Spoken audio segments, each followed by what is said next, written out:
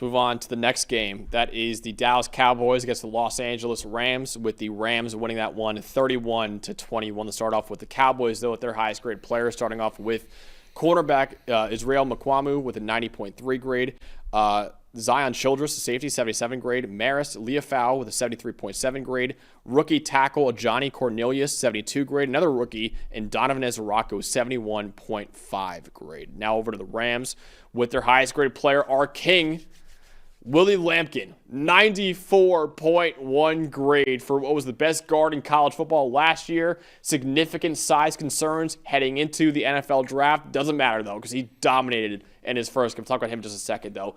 David Questenberry, 87 grade. Cam Lampkin, 83.2. Charles Woods, 82.3. And Justin Dedich, 81.3.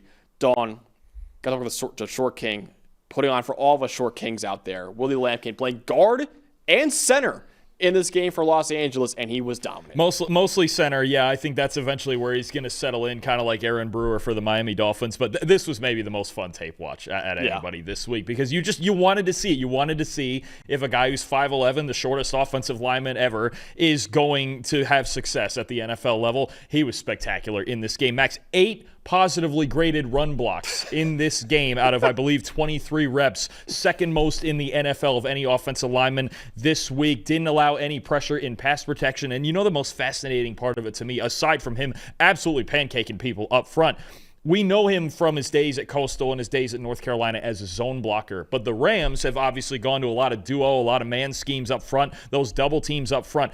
12 reps in a duo blocking scheme in this game for Lampkin.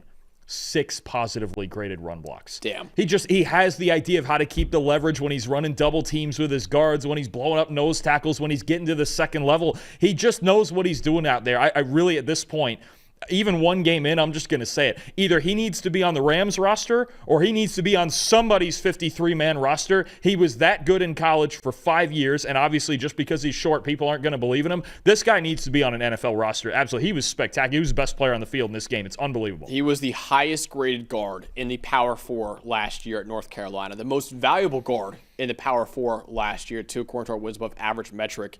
And we had some concerns, obviously, because he's 5'11", 290 pounds, like Dalton said, the shortest offensive lineman we've ever seen in the NFL. But I remember Dalton at the Senior Bowl when he was there, and you and I are like, I hope he plays well, because he was such a great player in college.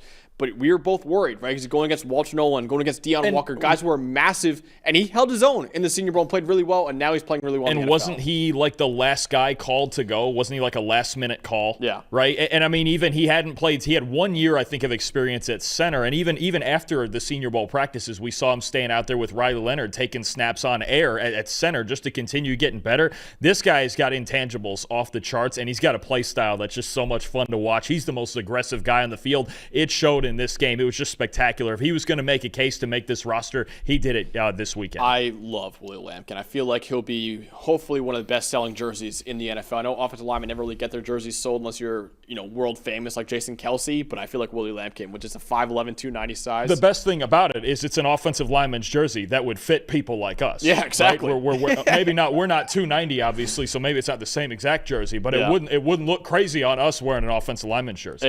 It rocks. This guy's 5'11", 290. And despite he's the most historic outlier we've ever seen at offensive line, and yet he's still kicking ass both in college football and now in preseason NFL too. Hopefully can sustain it in the regular season too. But yeah, really encouraging game from our king, Willie Lampkin, out there. Any other takeaways, Dalton, from this game? No, I mean, I think the only thing for Dallas, look, a lot of backups played in this game. It was a game where not a lot of big names played. But for Dallas, I think the thing that concerned you still, and I'm going to talk about it a lot this year, is can they stop the run and the interior defensive line? On the flip side of Willie Lampkin dominating them, you look at guys, Mozzie Smith got some reps in this game, wasn't great.